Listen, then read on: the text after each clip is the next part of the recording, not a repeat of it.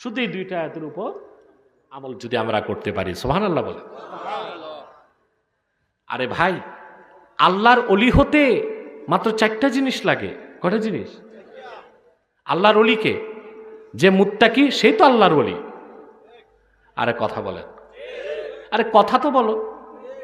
আল্লাহর অলিকে যে মুত্তাকি, আল্লাহর অলি হতে বংশ লাগে? আল্লাহ রাব্বুল আলামিন বলেন, আলা ইন্না আউলিয়া আল্লাহি লা খাউফুন আলাইহিম ওয়ালা হুম ইয়াহজানুন। সাবধান, জেনে রেখো যারা আল্লাহর ওয়ালি তাদের কোনো ভয় নাই, তাদের কোনো চিন্তা নাই। তারা কারা? আল্লাহ নিজে বলে দিয়েছেন, আল্লাযীনা আমানু ওয়া কানু ইয়াত্তাকুন। যারা ঈমান এনেছে আর মুত্তাকি হয়ে গেছে, বলেন সুবহানাল্লাহ। আল্লাহর ওলি কারা? মুত্তাকিরা। আল্লাহর ওলি কারা? এখন মুত্তাকি হইতে মাত্র 4টা কাজ লাগে। কয়টা? কয়টা? মাত্র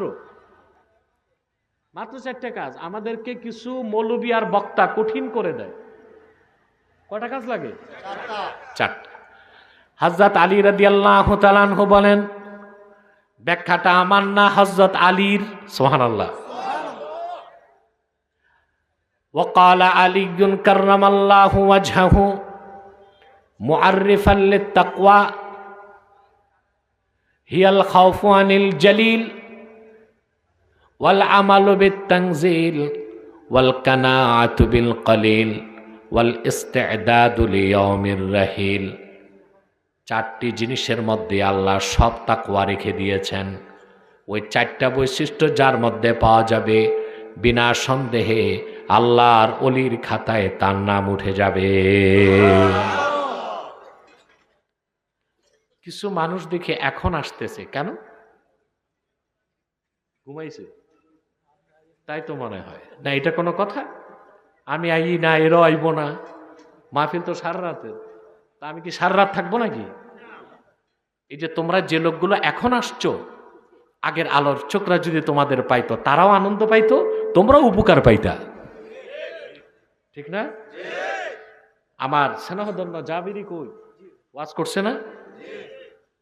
কেমন সুন্দর ওয়াজ করছে না? মাশাআল্লাহ। অনেকে ভাবছে আমি বসে গেছি। আমার আলহামদুলিল্লাহ খুবই দোয়াপ্রাপ্ত যোগ্য ছাত্র। তারপরে মুফতি মনজুর হোসেন বক্তব্য রাখছে, খুব জ্ঞান গর্ভ আলোচনা করেছে, আলহামদুলিল্লাহ। তো তোমরা যদি আগে আসতা এই কথাগুলো তো পাইতা। ঠিকটাও ঠিক মতো কইলা না, আর তারাও আনন্দ পাইতো, ঠিক কিনা? যাক, যা লস হয়েছে হয়েছে, এবার আগামীতে আর লস খাইও না, তাও ঠিক কয় না। কয়টা জিনিস থাকলে মুত্তাকি হওয়া যায়? ঈমান আনার পরে সুবহানাল্লাহ যদি 4টা বিষয় তোমার মধ্যে চলে আসে, মনে রেখো আল্লাহর ওলির খাতায় তোমার নাম উঠে যাবে। এটা আমার কথা নয়, হযরত আলীর কথা। তাকওয়ার ব্যাখ্যা করতে যে তিনি বলেন, তাকওয়া কি? হিয়াল খাউফু আনিল জালিল, মহান আল্লাহর ভয় অন্তরে পোষণ করা। ওয়াল আমালু বিত-তানজিল, কোরআন ভিত্তিক জীবন গঠন করা। 3 নাম্বার হচ্ছে ওয়াল কানাআতু বিল কলিল, অল্পে তুষ্ট থাকা।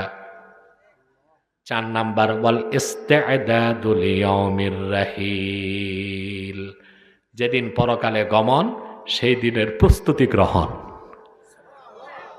সুবহানাল্লাহ।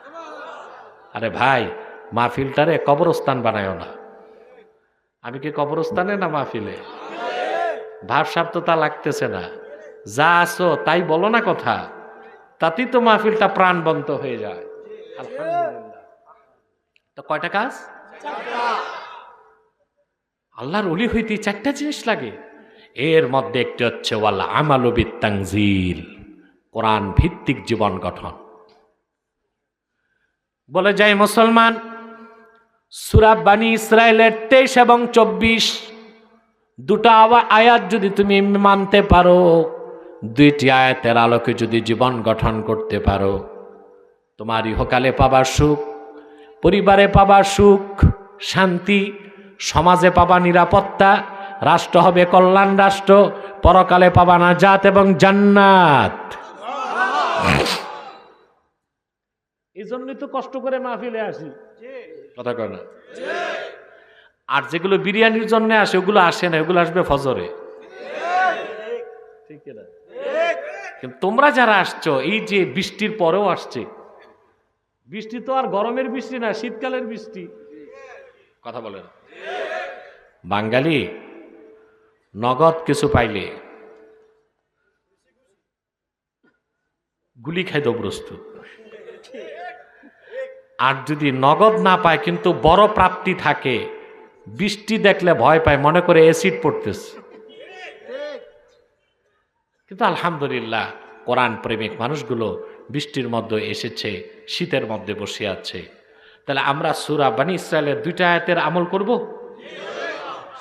আল্লাহ পাক বলেন, ওয়াকাদা রাব্বুকা আল্লা তা'বুদু ইল্লা ইয়্যাহু ওয়া বিল ওয়ালিদাইনি ইহসানা। আল্লাহ হুকুম করেছেন মানুষেরা ইবাদত করবে আল্লাহর। কার ইবাদত করবে?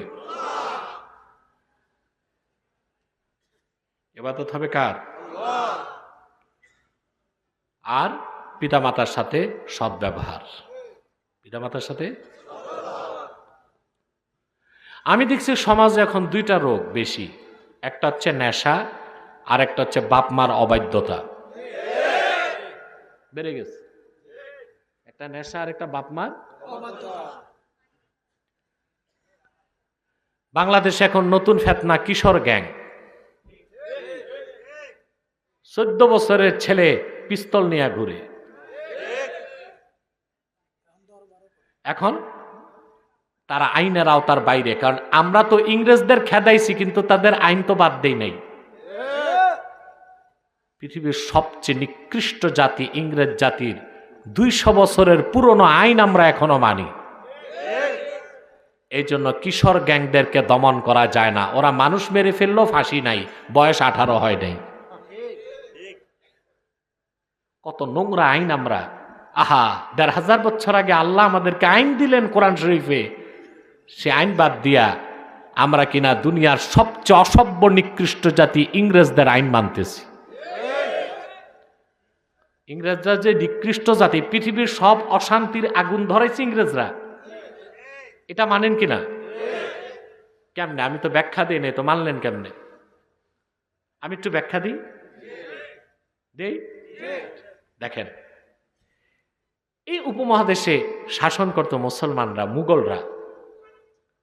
হ্যাঁ, কুখ্যাত ইংরেজরা ব্যবসা করতে সেই চোরের দল আমাদের শাসন ক্ষমতায় হাত দিছে।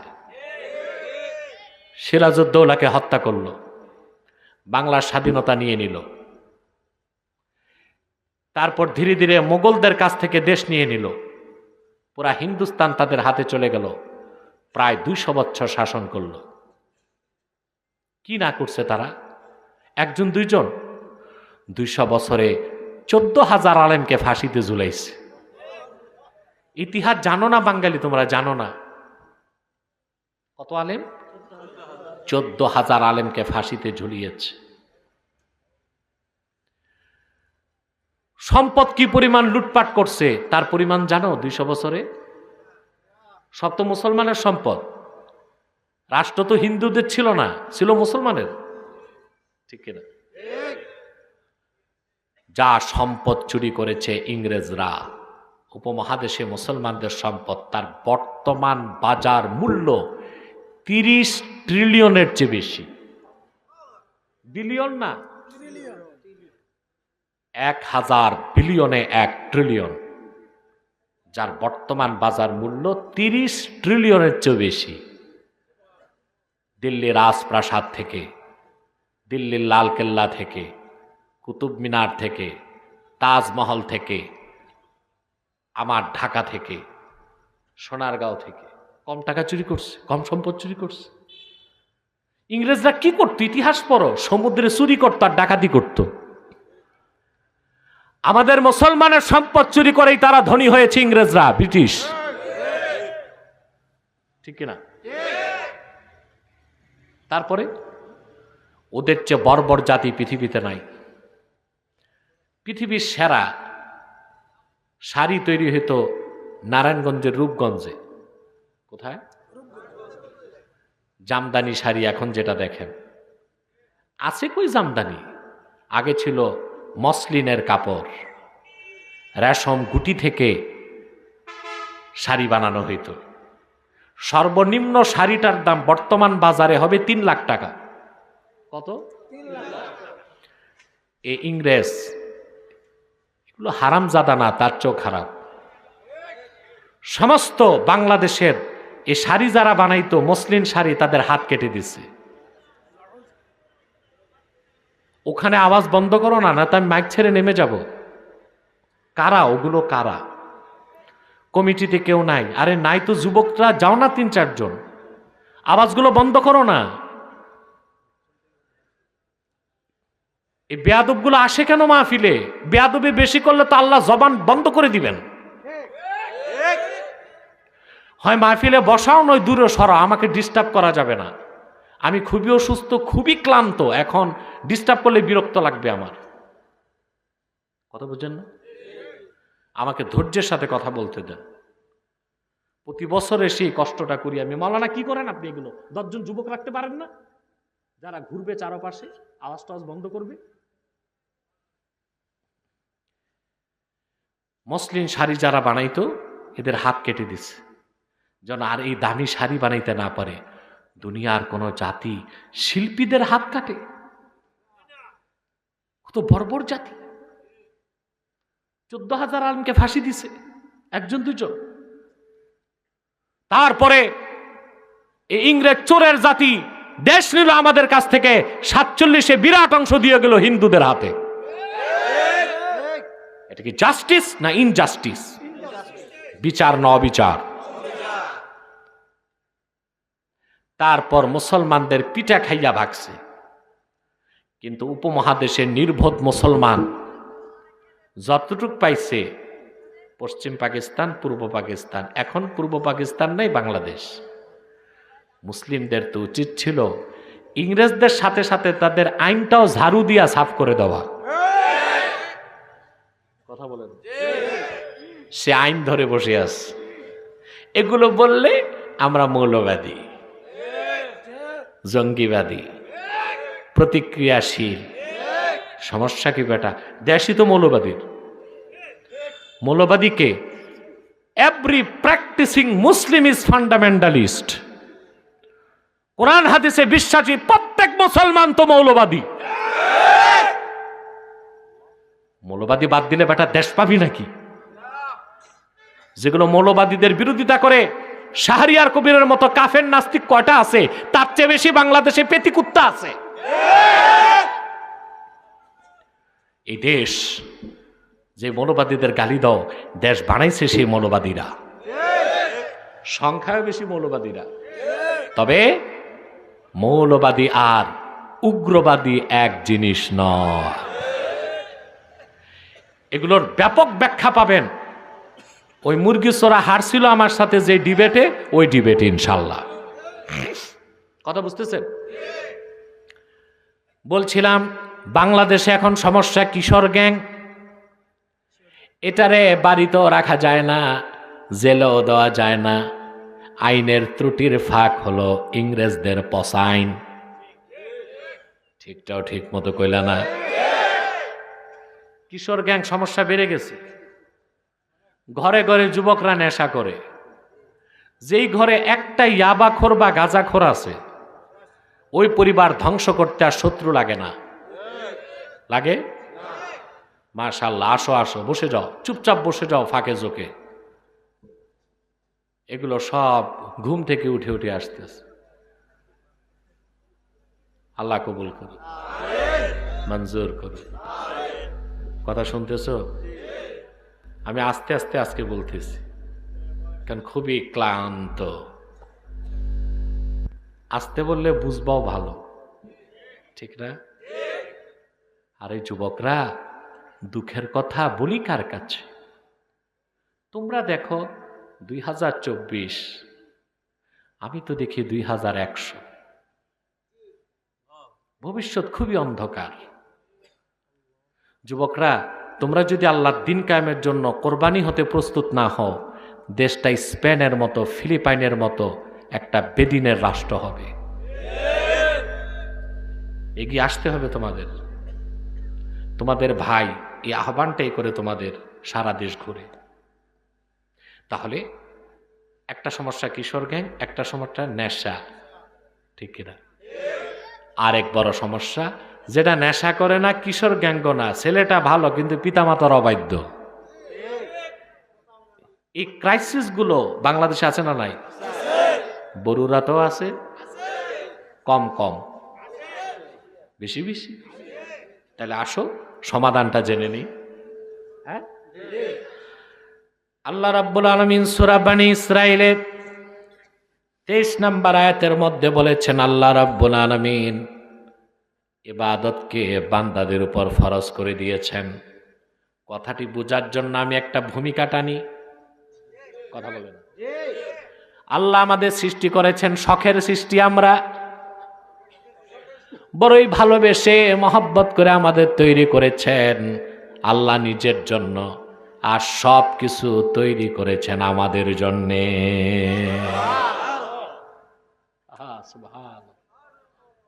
মানুষ বুঝে না, সারাদিন কবিতা লেখে, দেশপ্রেমের কবিতা, ঠিক না? কিন্তু দেশ যিনি সৃষ্টি করলেন ওনার কথা কবিতায় নাই। বলেন আমার ভাইয়েরা, মনোযোগ দিয়ে দেখেন এবং শোনেন, বুঝার চেষ্টা করুন। আল্লাহ আমাদের তৈরি করেছেন নিজের জন্য, আর সব বানাইছেন আমাদের জন্য। তিনি বলেছেন, ওয়াসাখখারা লাকুম মা ফিল আরদি জামিআ, জমিনে যা আছে বনি আদম তোদের জন্য আমি নিয়ন্ত্রিত করে দিলাম। সব আমাদের জন্য, আমরা আল্লাহর জন্য। সুবহানাল্লাহ। আমরা যে আল্লাহর জন্য, সেই কথার প্রমাণ দিতে ইবাদত লাগে। বাঙালি ইবাদত বুঝে না, ইবাদত সেজন্যই দেখি বাংলাদেশে যে নামাজ পড়ে সেই আবার চুপে চুপে সুদ খায়, যে নামাজ পড়ে সেই আরেকজনের জায়গা দখল করে 30 বছর মিথ্যা মামলা দিয়া হয়রানি করে, যে নামাজ পড়ে সে আবার বিচার আচারে 2 দিক থেকে বাইপাস করে। এগুলো বরুরাতে নাই? বাহ, মাশাআল্লাহ। আসো আসো আসো, বসো বসো বসো। আল্লাহর বান্দাগুলো দেরি করছে না, তাহলে তো জাহান্নামে যাবে।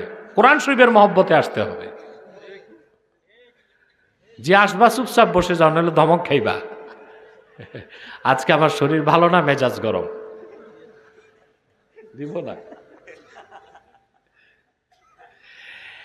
ঠিক আছে, তোমার কথা রাখবো ইনশাআল্লাহ। তবে তালিবালি করলে তোমারও দিব। আমার ভাইয়েরা, কথা খেয়াল করতেছেন? এখন আল্লাহ যে আমাদেরকে বানালেন কেন তা তো বুঝতে হবে।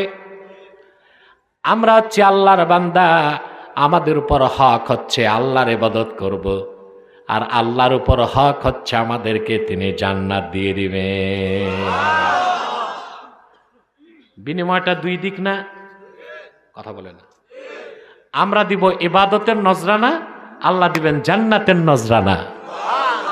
যখন বিনিময় 2 দিক হয়, ওইটারে কয় ব্যবসা। কি বলে?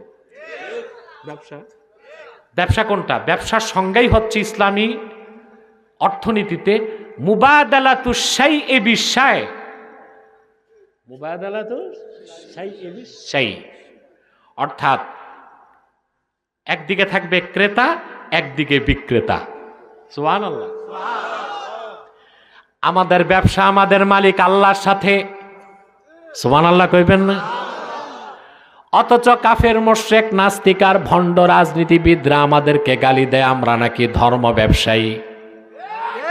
না না, আমরা ধর্ম ব্যবসায়ী না, আমরা ব্যবসা করি আল্লাহর সাথে, আমরা জান্নাতের ব্যবসায়ী। সুবহানাল্লাহ।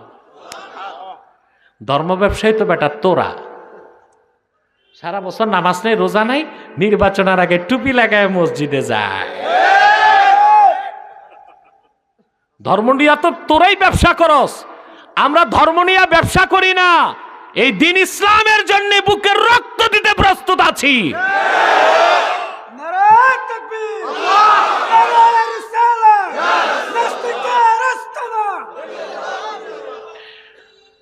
তাহলে ব্যবসা আমাদের কার সাথে?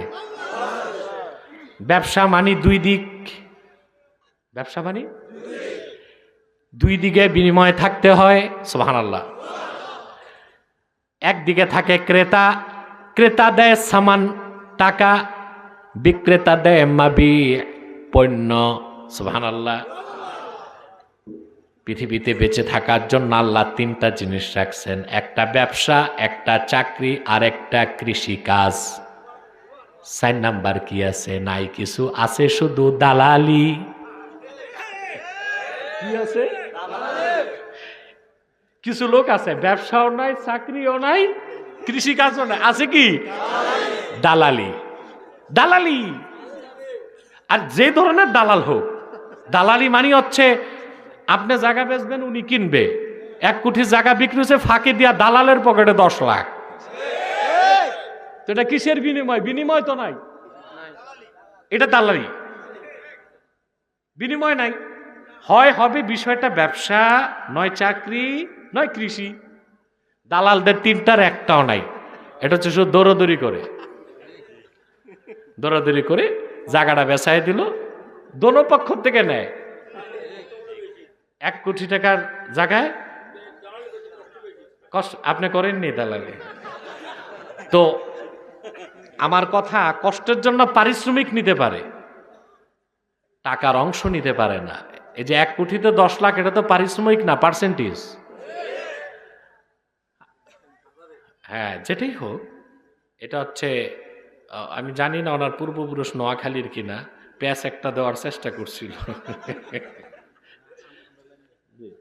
তো আমাদের দেশে নোয়াখালীর লোকের একটু প্যাঁচ বেশি, বুঝলেন, একটু বেশি প্যাঁচ। ওই নোয়াখালীতে এই এক বক্তা গেছে ওয়াজ করতে, বক্তা তো না তক্তা, ওয়াজ তো জানে না, যে একটা কাহিনী শুরু করছে। তো ভাই সব, এই আপনার এক দেশে একটা গাছ আছে, এই গাছের পাতা পানিতে যদি যায় ওটা কুমির হয়, আর যদি ডাঙ্গায় যায় তাইলে এটা বাঘ হয়, বুঝলেন। তো নোয়াখালী একটা তারাকে, হুজুর আর কদ্দুর হরস নস, কয় কি? কয় হাতা কদ্দুর হানিত হচ্ছে, কদ্দুর হ্যাকে হচ্ছে, এটা কিতা হইব?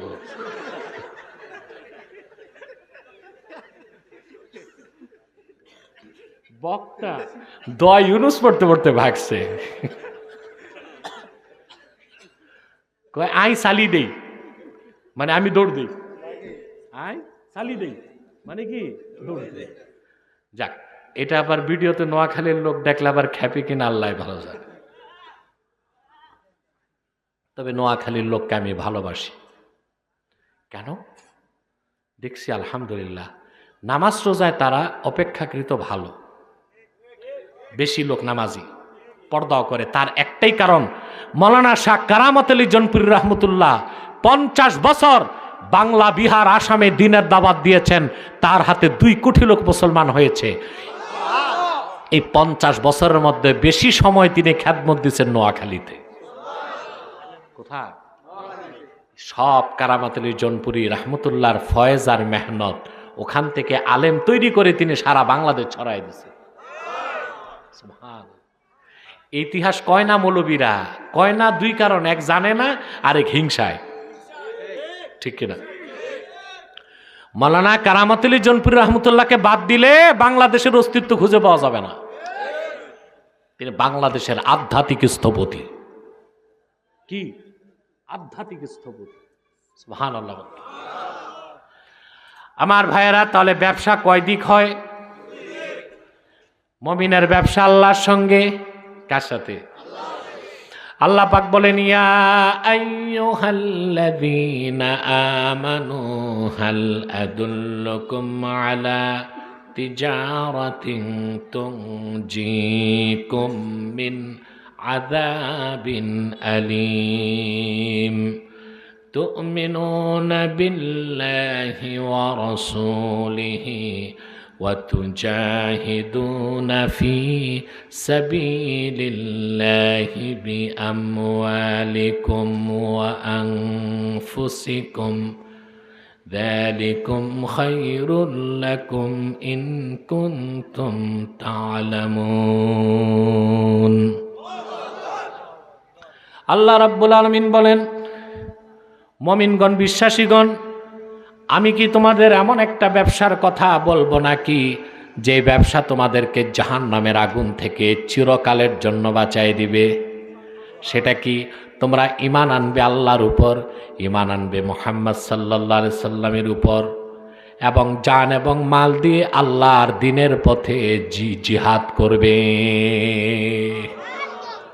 সুবহানাল্লাহ। এটা ব্যবসার পুঁজি, ব্যবসার পুঁজি। সুবহানাল্লাহ। তার প্রথমটা হচ্ছে ঈমান। প্রথমটা কি? ঈমান। সুবহানাল্লাহ, সুবহানাল্লাহ, সুবহানাল্লাহ। এবার আসেন আর একটা কথা, ব্যবসার মধ্যে লাভ লস থাকতে হয়, ঠিক কিনা? যেই ব্যবসায় লাভ নাই, লাভ আছে লস নাই, ওইটা তো ব্যবসা না, সুদ। সুদ না? আমাদের দেশে এখন ব্যাপক আকার ধারণ করছে সুদ। বিভিন্ন সুদী ব্যাংক সাইনবোর্ড লাগাই দিছে ইসলামী শরিয়া মোতাবেক পরিচালিত, আবার নাম দিছে লভ্যাংশ। ওইটা লভ্যাংশ না, সুদাংশ। ওটা কি? সুদাংশ না, সুদের অংশ। বোতলের মধ্যে যদি মদ থাকে আর উপরে যদি কেউ লিখে দেয় ইসলামী মদ, ওটা খাওয়া কি হালাল হবে নাকি? ইসলামী রাষ্ট্র ছাড়া, ইসলামী ব্যাংকিং ছাড়া সুদমুক্ত ব্যাংকিং তো সম্ভব নয়। আপনাকে লাভ ও লস থাকলেই ওইটা ব্যবসা। তা আমরা যে আল্লাহ তাআলার সাথে ব্যবসার কথা, আল্লাহ যে ব্যবসার কথা বলেছেন, এই ব্যবসা তো লাভ লস আছে, লাভ লস আছে। আল্লাহ রাব্বুল আলামিন বলেন, ওয়াল আসরি ইন্নাল ইনসানা লাফি খুসর ইল্লাল্লাযীনা আমানু ওয়া আমিলুস সালিহাতি ওয়া তাওয়াসাউ বিল হাক্কি ওয়া তাওয়াসাউ বিস সবর। আল্লাহ পাক বলেন, কসম, শপথ আসরের, নিশ্চয়ই মানুষ ক্ষতির মধ্যে নিপতিত। এখানে প্রশ্ন হচ্ছে, কারা ক্ষতিগ্রস্ত? প্রশ্ন আসে না? এখানে আরবি ব্যাকরণের একটা নিয়ম বলে দিচ্ছি। এখানে আল্লাহ বলেছেন ইন্নাল ইনসানা লাফি খুসর। এই ইনসানের আলিফ লামটা অধিক সংখ্যক মুফাসসির বলেছেন লিল ইস্তেগরাক, আর ইমাম মাহমুদ আলুসি বলেছেন আলিফ লাম লিল ইস্তেগরাকও ধরা যাবে, লিল জিন্স ধরা যাবে। যদি লিল ইস্তেগরাক ধরি তাহলে সব মানুষ ক্ষতিগ্রস্ত না, একটা দল ক্ষতিগ্রস্ত।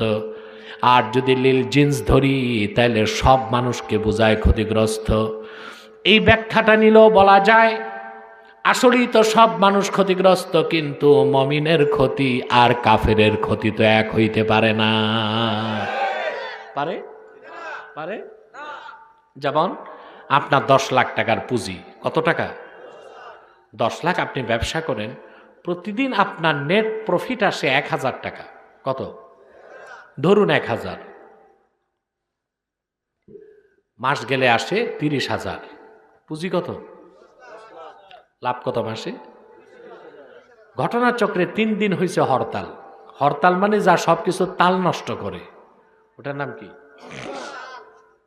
এটা জানেন? আপনারা তো আমার চেয়ে ভালো বাংলা জানেন। হরতাল কোন দেশি শব্দ জানেন? গুজরাটি। এটা গুজরাটি শব্দ, হরতাল, যা সবকিছু তাল নষ্ট করে। একটি রাষ্ট্রকে দাঁড়িয়ে থাকতে 4টা জিনিস লাগে: এক্সপোর্ট, ইম্পোর্ট, ট্রান্সপোর্ট, প্রোডাকশন, আমদানি রপ্তানি, উৎপাদন, বিপণন, কয়টা? হরতাল দিলে এই 4টা জিনিসের তাল নষ্ট হয়। তো হরতাল হয়েছে 10 লাখ টাকার পুঁজি, মাস শেষে দেখছেন 3 দিন হরতালে দোকান বন্ধ ছিল, 27,000 লাভ পাইছেন। ক্ষতি হয়েছে না? কত? এটা কেমন ক্ষতি? লাভের ক্ষতি। কেমন ক্ষতি? আবার মনে করেন আপনি নিমসার বাজার থেকে ট্রাক ভর্তি মাল নিয়েছেন 10 লাখ টাকার, বুঝলেন? মদনপুর যাওয়ার পর দুর্বৃত্ত ট্রাকে আগুন দিয়েছে, ট্রাক, সামান, ড্রাইভার, হেল্পার সব জ্বলে অঙ্গার। এটা কেমন ক্ষতি? আগাগোড়াই ক্ষতি। পুঁজিও নাই, লাভ তো প্রশ্নে আসে না। মুমিনের ক্ষতি আর কাফেরের ক্ষতি এক নয়। মুমিনের সবচেয়ে বড় পুঁজি ঈমান। সুবহানাল্লাহ। ঈমান থাকার পর তার যদি লাভ নাও থাকে, ক্ষতি হবে তার এতটুক, সে জাহান্নামে যাবে, আবার শাস্তি পেয়ে জান্নাত পাবে। আর কাফের যে তার চালান নাই, তার পুঁজি নাই, তার আগাগোড়াই ক্ষতি, চিরকালের জন্য সে জাহান্নামের বাসিন্দা হবে। বুঝতে পারছেন? তাহলে মুমিনের ক্ষতি আর কাফেরের ক্ষতি কখনো এক হবে না। এই জন্য ব্যবসা আমাদের কার সাথে? আমার ভাইয়েরা, সেই জন্য আল্লাহ রাব্বুল আলামিন, তিনি আমাদের রব, আমরা তার বান্দা, আমাদের উপর তিনি হক বানায় দিয়েছেন, আমরা তার ইবাদত করব। সুবহানাল্লাহ বলেন। অপরদিকে আল্লাহ নিজের জন্য ওনার উপর কেউ হক চাপায় দিতে পারে না, নিজের উপর হক বানায় নিয়েছেন, তিনি বান্দাদেরকে জান্নাত দিবেন। তাহলে বড় একটা শ্বাস নিয়ে বলেন, আমরা ইবাদত করব কার? আরো জোরে কার? আরো জোরে কার? আল্লাহর ইবাদতে কাউকে শরীক করা যাবে না। এবার আসেন, আমি আরেকটা আলোচনায় চলে গেলাম এই আয়াতের ব্যাখ্যায়। ইবাদত কাকে বলে? অনেকগুলো সংজ্ঞা আছে, বিস্তারিত যারা জানতে চান সূরা বাকারার 21 নম্বর আয়াতের তাফসীর আমি যা করেছি তা দেখবেন, আছে মিডিয়াতে, আব্বাসী টিভিতেও আছে। আজকে একটা সংজ্ঞাই দেই। আল্লামা হাফেজ জালালউদ্দিন সুয়ুতী রাহমাতুল্লাহি আলাইহি ইবাদত শব্দের ব্যাখ্যা করতে যে তিনি লিখেন, আম্মাল ইবাদাতু ফাহিয়া ইমতিসালুল আওয়ামিরি ওয়া ইজতিনাবুন নাওয়াহি। সুবহানাল্লাহ বলেন। ইবাদত হচ্ছে ঈমান আনার পরে কোরআন হাদিসের হুকুম মানা আর নিষেধ ছাড়া, তার নাম ইবাদত। ঈমান যদি না থাকে, সারাদিন আপনি নামাজ পড়বেন, রোজা রাখবেন, হজ করবেন, কিছুই তো কবুল হবে না। যার ঈমান নাই, সে মসজিদ বানালেও কোনো লাভ নাই, মাদ্রাসা বানালেও কোনো লাভ নাই, ঠিক কিনা বলেন? নামাজ পড়লেও কোনো লাভ নাই। কোরআন কারীমে আল্লাহ তাআলা বলেন, ওয়ামান ইয়াবতাগি গায়রাল ইসলামি দীনান ফালান ইউকবালা মিনহু ওয়া হুয়া ফিল আখিরাতি মিনাল খাসিরিন। আর যেই হতভাগা আমার নবী মুহাম্মদ সাল্লাল্লাহু আলাইহি ওয়াসাল্লামের রক্ত ঝরা দিন ইসলামকে মানবে না, শরীয়তকে মানবে না, ঈমান আনবে না, তার নামাজ, তার রোজা, তার হজ, তার যাকাত, তার কোরবানি কিছুই কবুল হবে না। বরং কাল কিয়ামতের দিন সে ক্ষতিগ্রস্তদের কাতারে শামিল হয়ে যাবে। তাহলে সব কিছুর আগে কি? জোরে বলেন, ঈমান। ঈমানকে আপনার ঠিক রাখতে হবে, ঠিক কিনা? ঈমান নাই, কোনো নামাজ রোজা কবুল হবে না। আমাদের দেশে অনেকেই নামাজ রোজা পড়ে, কিন্তু নাম্বার 1 মুনাফেক। এরকম মুনাফেক অনেক। নেতাদের মধ্যেও মুনাফেক আছে, পীরদের মধ্যেও মুনাফেক আছে, বক্তাদের মধ্যেও মুনাফেক আছে। এমন মুনাফেক নেতাও আমরা দেখতে পাই, যার নামের আগে হাজি, নামের পরে গাজী, 5 ওয়াক্ত নামাজি, মসজিদে যায়, ঈদগায় যায়, আবার সরস্বতী পূজার সময় হিন্দুদের পূজা মণ্ডপেও যায়। আছে না নাই? যাইয়া হিন্দুদের পূজা মণ্ডপে লাড্ডু খায়। এরপর বলে মা লক্ষ্মী পেঁচার উপর ভর করে আসছেন, তাই তো সুখ শান্তি ভরে গেছে। এই কথা বলার পর ওই নেতার মুসলমান আছে না কাফের হইছে? কাফের হইছে না? তাহলে তার নামাজ, রোজা, হজ, যাকাত কিছু কবুল হবে? সব কিছুর আগে ঈমান। আগে কি? চুপ। সব কিছুর আগে ঈমান। ঈমানের পর আপনি যখন হুকুমগুলো মানবেন, নিষেধগুলো ছাড়বেন, ওইটার নাম ইবাদত। ওই ইবাদতে 3টা শর্ত থাকতে হবে। কয়টা? খুব ভালো করে বুঝেন, খুব ভালো করে বুঝেন। ইবাদতের প্রথম শর্ত হচ্ছে ইবাদত হতে হবে শিরিক মুক্ত। আল্লাহর ইবাদতে কাউকে শরিক করা যাবে না। বাংলাদেশে এমন অনেক ভণ্ড পীর আছে যারা নামাজ পড়তে যে নামাজে আল্লাহর নামের সঙ্গে পীরের নাম জপে। আছে না নাই? ওইটা কি আলেম না জালেম? মুসলমান না মুশরিক? কারণ লা তাদউ মা আল্লাহি ইলাহান আখার, আল্লাহর সঙ্গে অন্য কাউকে ইলাহ হিসেবে ডেকো না। এটা শিরকে আযীম, শিরকে আযীম। এই বেদাতি ভণ্ড পীরগুলোর মধ্যে আর হিন্দু ব্রাহ্মণদের মধ্যে পার্থক্য কি? ওগুলো মুশরিক, এগুলো মুশরিক। নীতিগত দিক দিয়ে এগুলো মুশরিক, ওগুলো মুশরিক। দেখেন না, নামাজে যায় পীরের ধ্যান করে। আবার বরুরাতে শুনি এক ভণ্ড পীর আছে, এটা সেজদায় যায় পীরের নাম জপে। এটা কি মুসলমান না কাফের? ওই মৌলবী কাফের, সেজদায় যায় আল্লাহর নাম বাদ দিয়া পীরের নাম জপে। শিরক, মুশরিক, কাফের। মুখে বলবেন সুবহান রাব্বিল আলা, অন্তরে বলবেন ইয়াসান পরিষ্কার ইয়াসান। নাউযুবিল্লাহ মিন যালিক। শিরক। এরকম ভণ্ড ইমামের পিছনে নামাজ পড়া জায়েজ নাই। কমিটির উপর দায়িত্ব হচ্ছে তাকে জুতা পেটা করে মসজিদ থেকে বের করে দাও। আমার কাছে ফতুয়া গেছে 2 বছর আগে তার ব্যাপারে, আমি লিখিত ফতুয়া দিছি। আসছে, আমি বলেছি এইরকম শিখি মৌলবীর সাথে বসতে তো আমার ছাত্রই যথেষ্ট। তারিখ যখন ঠিক হয়েছে, মৌলবীর আর খবর নাই। কমিটির হাত পাও ধরে চাকরি টিকাইছে। বেটা, চাকরি ঠিকাইলি ঠিক, কিন্তু জাহান্নাম তোর জন্য ওয়াজিব করলি। তওবা করা উচিত ছিল। কি করা উচিত ছিল? তাহলে ইবাদত হতে হবে শিরক মুক্ত। কি হবে? এটা প্রথম শর্ত। এটা কি? দ্বিতীয় শর্ত হচ্ছে ইবাদত হতে হবে ইখলাসের সাথে। কিসের সাথে? প্রত্যেক ইবাদতের জন্য ইখলাস লাগবে। আল্লাহ পাক বলেছেন, ওয়ামা উমিরু ইল্লা লিয়াবুদুল্লাহা মুখলিসিনা লাহুদ্দিন। পূর্ববর্তী জাতিদেরকে এটাই আদেশ করা হয়েছিল, তারা একমাত্র আল্লাহর জন্য ইবাদত করবে ইখলাসের সঙ্গে। বলেন সুবহানাল্লাহ। আমাদের দেশে কোরবানির সময় দেখা যায় ব্যাপক প্রতিযোগিতা। চৌধুরী বাড়িতে কোরবানি দিছে 3 লাখ টাকা দিয়া, ভুইয়া বাড়ির লোকজন সুদে টাকা নিয়ে 4 লাখ টাকায় কোরবানি দিছে। নাউজুবিল্লাহ। টাকা নিছে কিসে? সুদে। এটা শুধু রিয়া হয় নাই, এটা শিরক হয়েছে, গুনাহ হয়েছে। ঠিক কিনা? শিরকে খাফি হয়েছে, সাথে হারাম কাম হয়েছে। কি কাম? হারাম কাম না। ইবাদতের দ্বিতীয় শর্ত হচ্ছে ইখলাস। 3 নম্বর ইবাদতের সবচেয়ে বড় শর্ত, ইবাদত হতে হবে সুন্নত তরিকায়। কি সুন্নত? কি আজকে বাংলাদেশে দেখি ভণ্ড পীর যাদের সুন্নতের সাথে সম্পর্ক নাই, বেদাতের ঠিকাদারি নিছে, ওরাই কিনা নিজেকে গাউসে পাক শেখ আব্দুল কাদের জিলানী রহমতুল্লাহর উত্তরসূরি মনে করে। অথচ আমার শেখ আব্দুল কাদের জিলানী রহমতুল্লাহর সঙ্গে তাদের কোনো সম্পর্ক নাই। সম্পর্ক? কারণ ওরা আব্দুল কাদের জিলানীর কিতাবটাই তো পড়ে নাই, গুনিয়াতুত তালিবিন। সেখানে শেখ আব্দুল কাদের জিলানী রহমতুল্লাহ সুন্নতের সংজ্ঞা দিয়েছেন।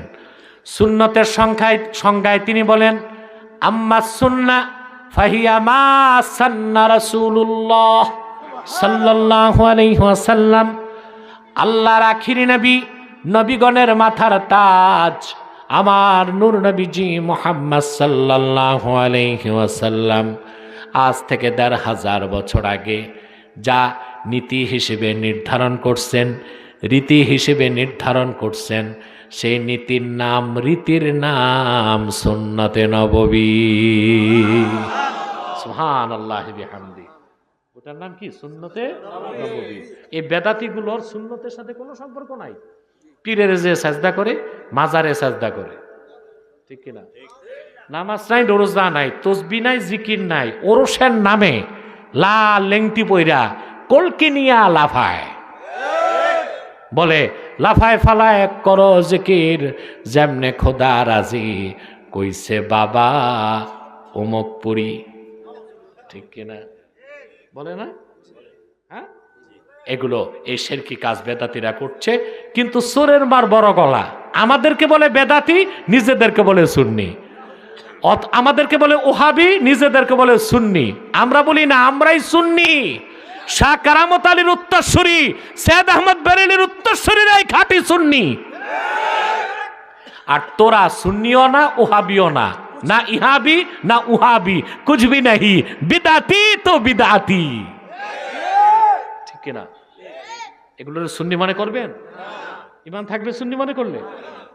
তাহলে ইবাদতের তৃতীয় শর্ত, ইবাদত হবে সুন্নত তরিকায়। কিভাবে? এখন আসেন, সেই জন্যই তো আমাদের ইমানদারদের নাম আহলে সুন্নাত। এখন প্রশ্ন আসে, তাইলে আহলে হাদিস কারা? প্রশ্ন আসে না? এ আরেক ফেতনা। আমার স্নেহধন্য মুফতি মঞ্জুর হোসেন তাদের ব্যাপারে যথেষ্ট সতর্ক আপনাদেরকে করছে, লামাযহাবীদের ব্যাপারে। আমি 10 বছর আগ থেকে বলি, এই আহলে হাদিস দাবিদার লামাযহাবীরা ইহুদিদের সোল এজেন্ট।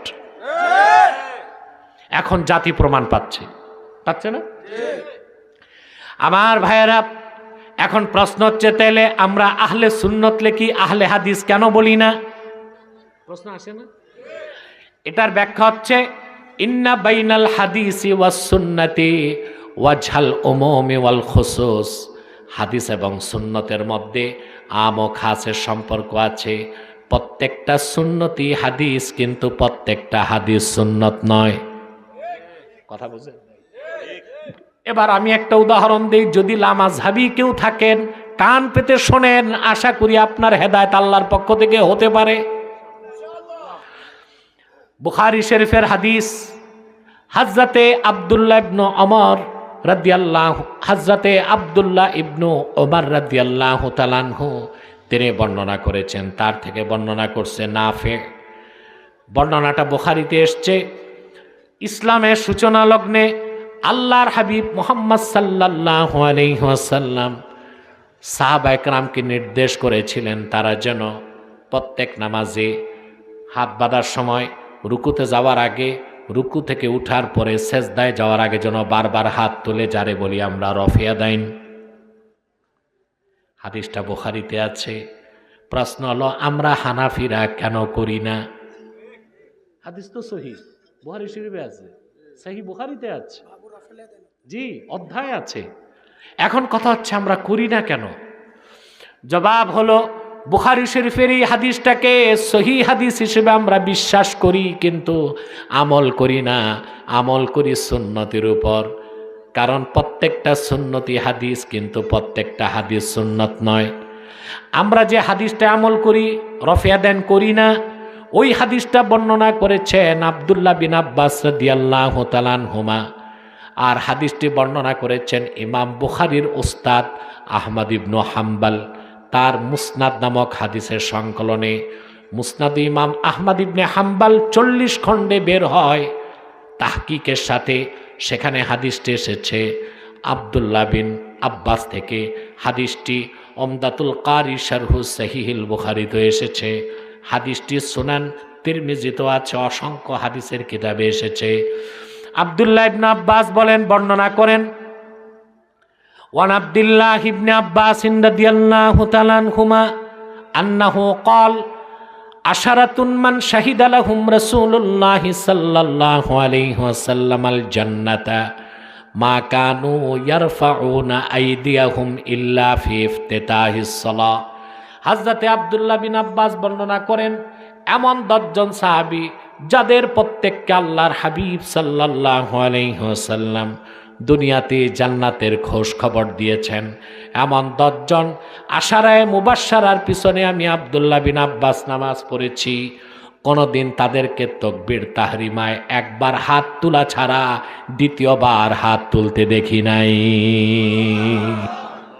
হাদিসটি মুসনাদে আসছে, বর্ণনা সংকলন করছেন, রেওয়ায়াত করছেন আহমদ বিন হাম্বল, যিনি বুখারীর ওস্তাদ। আর বুখারী সংকলন করছেন বুখারী শরীফে রাফুল ইয়াদাইন। আর আমরা করি আদামু রাফিল ইয়াদাইন। দোনোটাই হাদিস, দোনোটাই সহি, কিন্তু একটা নাসেখ, একটা মানসুখ। বুখারীতে যে রেওয়ায়াত আসছে হাদিস সহি বিশ্বাস করি, মানসুখ হবার কারণে আমল করি না। আর মুসনাদে যেটা এসেছে আহমদ বিন হাম্বলের মুসনাদে, ওইটা হাদিস এবং সুন্নাত, ওটা নাসেখ হিসেবে আমরা আমল করি, হাদিস হিসেবে বিশ্বাস করি, সুন্নত হিসেবে আমল করি। আমি কি বুঝাইতে পারলাম? টাইম কত দেখো তো? 1 ঘন্টা 10 মিনিট হয়ে গেছে। অসুস্থ অবস্থায় আমি আলোচনা করতেছি, 1 ঘন্টা 10 মিনিট। আর 10টা মিনিট কষ্ট দিব তোমাদের, 10টা মিনিট কষ্ট দিব না, আজকে না, আজকে আর জরুরি কিছু কথা বলি। যা দাঁড়ায় আছো বসো না, বসে যাও বাবা, ওখানেই বসো। তাহলে ইবাদতে কয়টা শর্ত লাগবে? 3টা। ইবাদত হতে হবে শিরক মুক্ত, ইবাদত হতে হবে ইখলাসের সঙ্গে, ইবাদত হতে হবে সুন্নত তরিকায়। এই ইবাদত আমরা করব, জোরে বলেন, করব তো ইনশাআল্লাহ। তারপরে আল্লাহ রাব্বুল আলামিন বলেন ওয়াবিল ওয়ালিদাইনি ইহসানা, পিতামাতার সাথে সদাচরণের হুকুম আল্লাহ করছেন। সুবহানাল্লাহ। একদিকে করলেন নিজের ইবাদতের কথা হুকুম করলেন, আরেকদিকে পিতামাতার সেবার কথা বললেন। এর থেকে বোঝা যায় পিতামাতার সেবা করাটাও আল্লাহর ইবাদত, ঠিক কিনা? কার ইবাদত? আল্লাহর হুকুম মেনে পিতামাতার সেবা করাটাও আল্লাহর ইবাদতের অন্তর্ভুক্ত, হয় কিনা বলেন? ঘুমাচ্ছেন? কে কে ঘুমান? একটু হাত উঠান তো।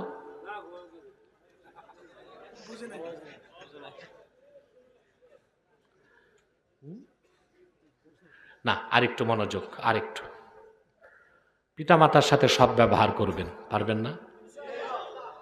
পিতামাতার প্রতি আমার দেশের সন্তানগুলো যথেষ্ট দুর্ব্যবহার করে, করে না?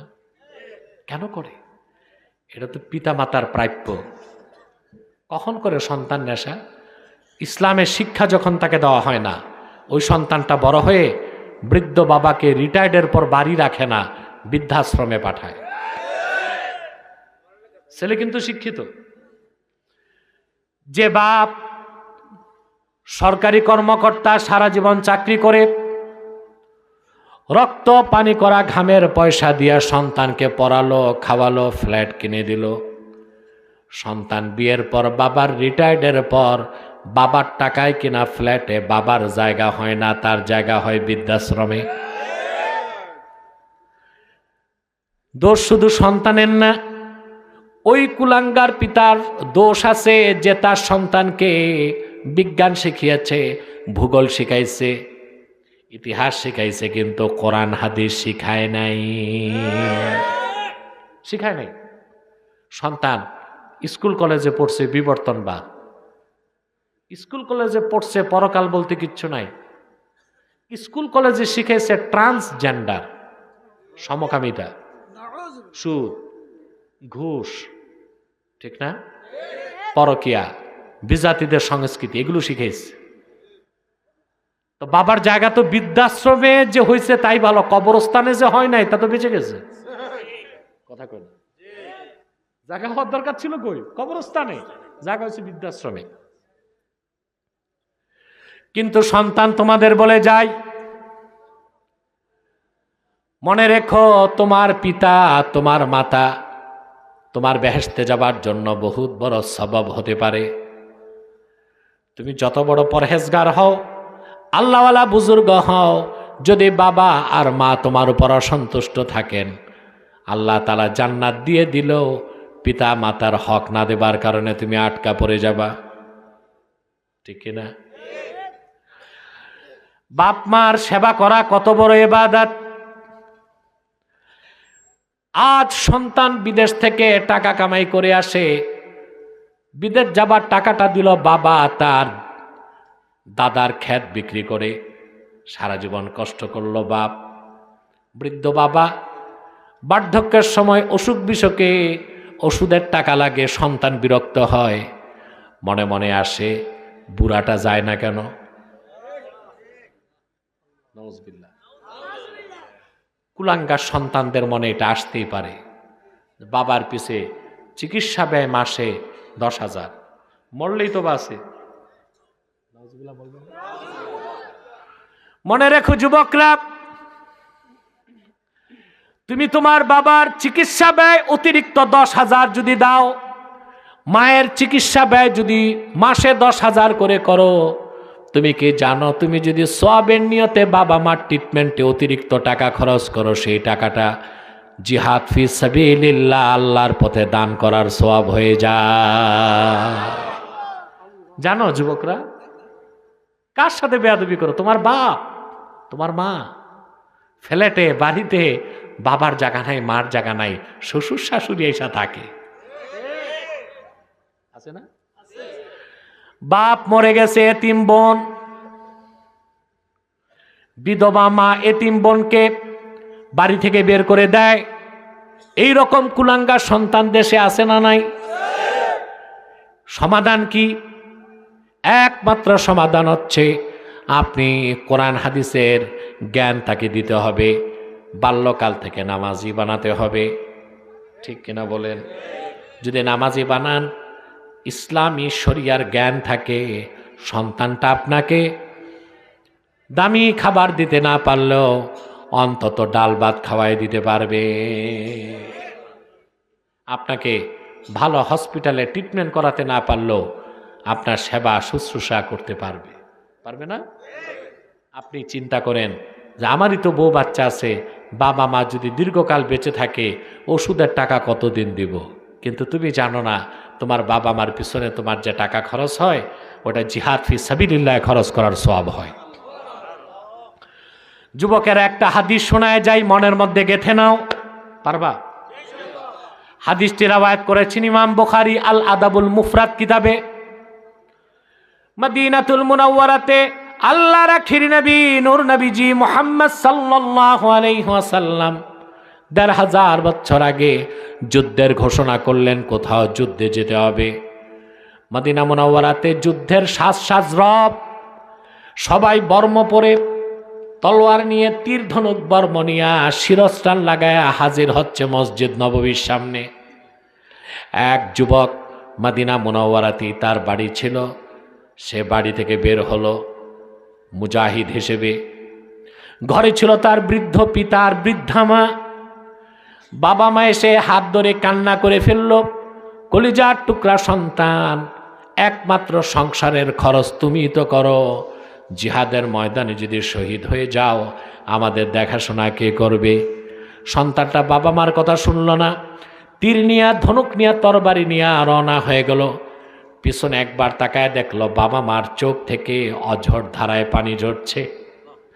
আল্লাহর হাবিবের কদমে যখন যুবকটি হাজির হয়ে গেল, সে বলল, ইয়া রাসূলুল্লাহ, ইয়া হাবিবাল্লাহ, বাড়িতে আমার বাবা মার একটাই সন্তান আমি, আর কেউ নাই তাদের দেখাশোনার জন্য, কিন্তু আপনি জিহাদের হুকুম করেছেন, আমি ঘর ছেড়ে চলে এসেছি।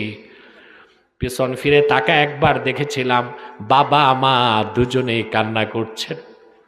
আল্লাহর হাবিব বললেন, ইরজি ইলাইহিমা ফাআদহিকহুমা কামা আবকাইতাহুমা, যাও বাড়ি ফিরে যাও যুবক, যেভাবে বাবা মার চোখে কান্নার পানি, যেভাবে বাবা মার চোখে পানি এনেছো, যেভাবে বাবাকে মাকে কান্না করিয়েছ, সেভাবে তাদের মুখে হাসি ফুটায় আসো।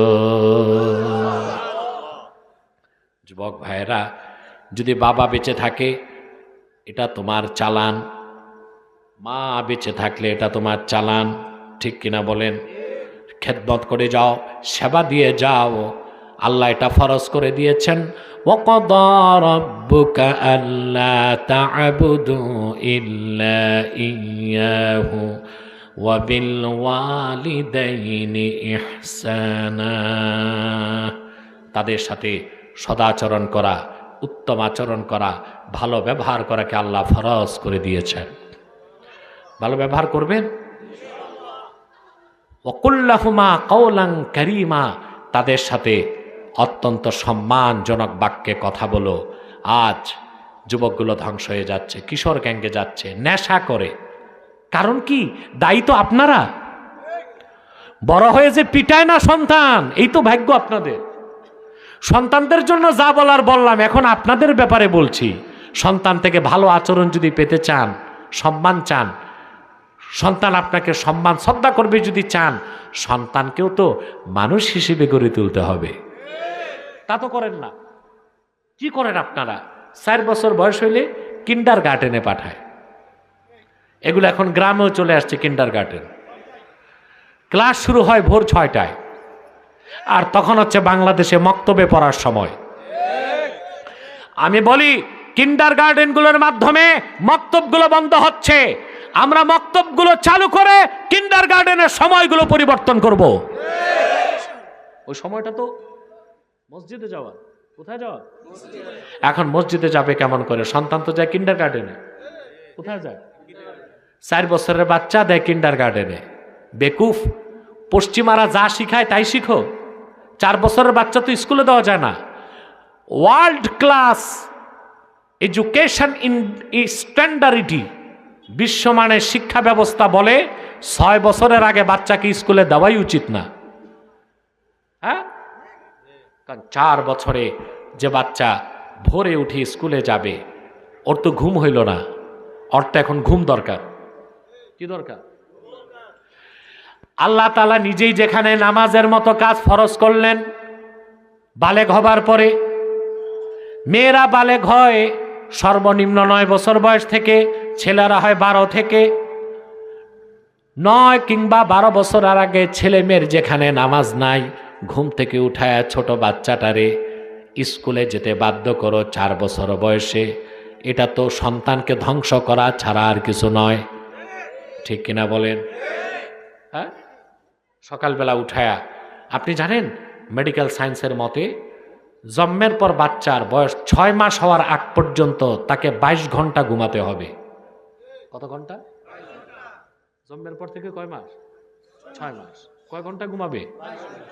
6 মাস পর থেকে 4 বছর বয়স পর্যন্ত তার গড়ে প্রতি রাতে ঘুম লাগবে 10 ঘন্টা। তারপর থেকে তার রাত সকালে বালেগ হবার আগ পর্যন্ত তার ঘুম লাগবে কমসে কম 8 ঘন্টা। কয় ঘন্টা?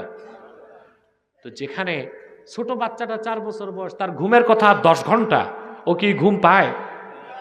কথা বলুন। তাহলে তার ব্রেন সমস্যা হবে। কথা বলেন। তারপর কিন্ডার গার্ডেনে নিয়ে যায় কে? বাচ্চারে মা। তো মা যদি স্কুলে যে 6টা থেকে 12টা থাকে, তো সংসার দেখে কে? মহিলারাও নষ্ট হয়ে যাচ্ছে কিন্ডার গার্ডেনের কারণে। নষ্ট হচ্ছে না? ভোর 4টায় উঠে মা, ফজর নামাজ পড়তে না, সন্তানের নাস্তা বানাইতে। স্বামী ঘুমে, আর উঠে সাজুগুজু করে ঠোঁটে লিপস্টিক লাগায় স্কুলে যায়।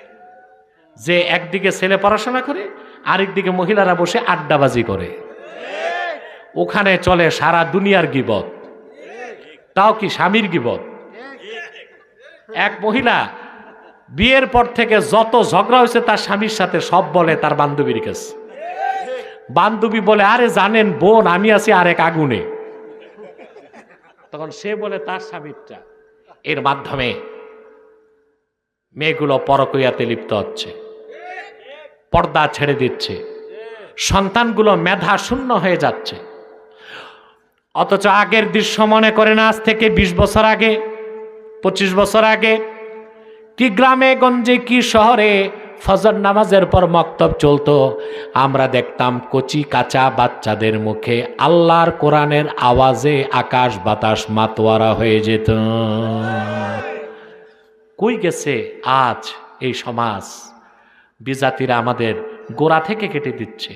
এই দায়িত্বগুলো যুবকদের নিতে হবে।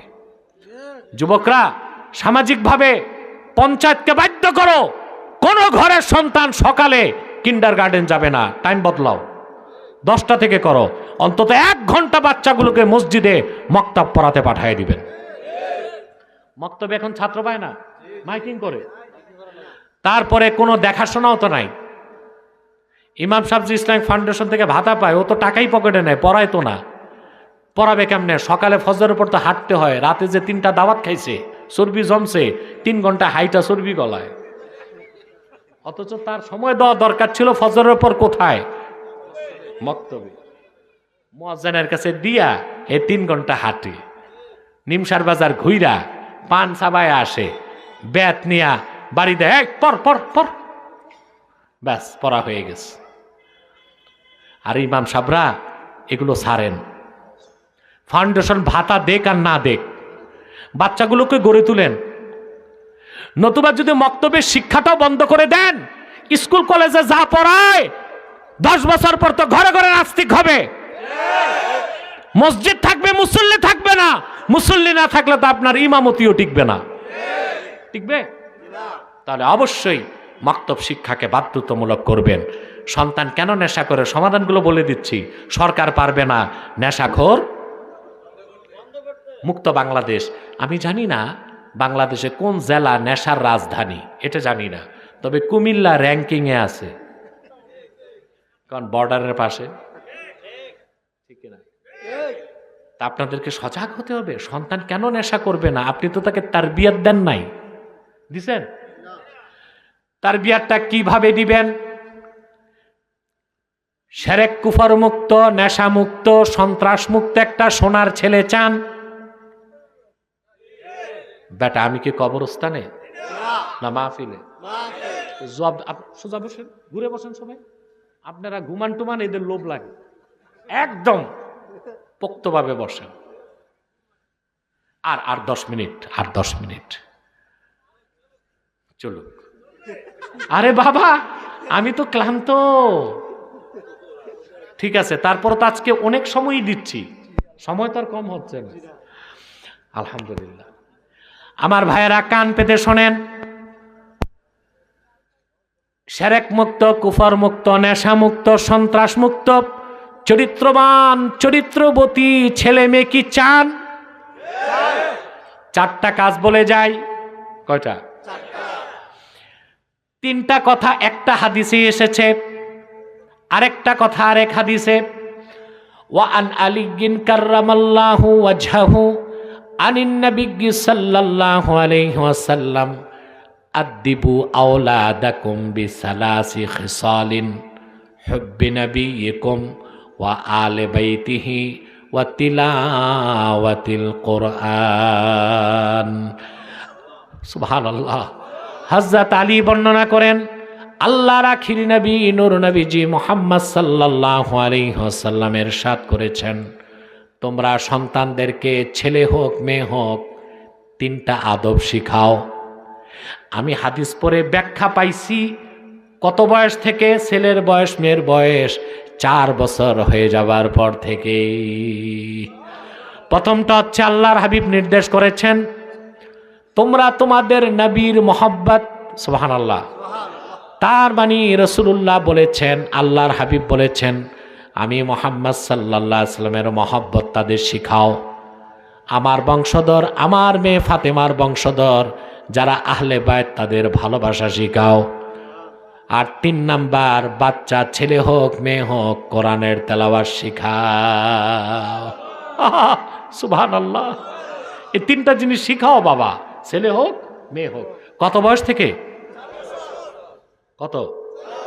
কারণ 4 বছর বয়স হলেই বাচ্চা আকেল হয়, বালেগ হয়। সুবহানাল্লাহ।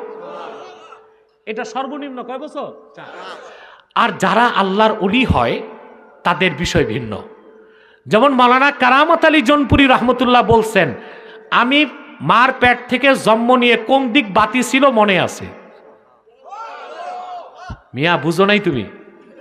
শাহ কারামত আলী জনপুরি রহমতুল্লাহ মায়ের পেট থেকে জন্ম নেওয়ার পরে কোন দিকে বাতি ছিল, আগুন আগুন, উনি বলেন এটা আমার মনে আছে।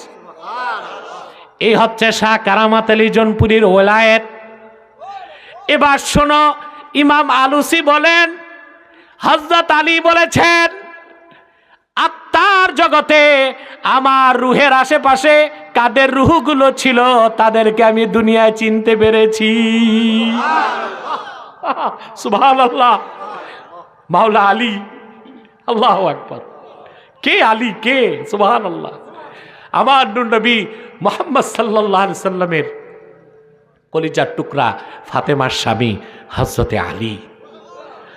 আল্লাহর হাবিবের নূরের কদম থেকে মারেফতের নূর সবচেয়ে বেশি আলীর সিনায় গেছে। সেজন্য 127টা তরিকার গোড়া আলী পর্যন্ত পৌঁছে। সুবহানাল্লাহ বলে। বলে যায় একটা কথা, সমস্ত উম্মাহ একমত, সাহাবায়ে কেরামের মধ্যে সর্বশ্রেষ্ঠ হযরত আবু বকর, কোনো সন্দেহ নাই। তারপরে ওমর, তারপরে ওসমান, তারপরে আলী। এটা হচ্ছে কুল্লি ফজিলত। আর জুজই ফজিলতে ইলমে মারিফতে হযরত আলীর মর্যাদা ছিল সবার উপরে।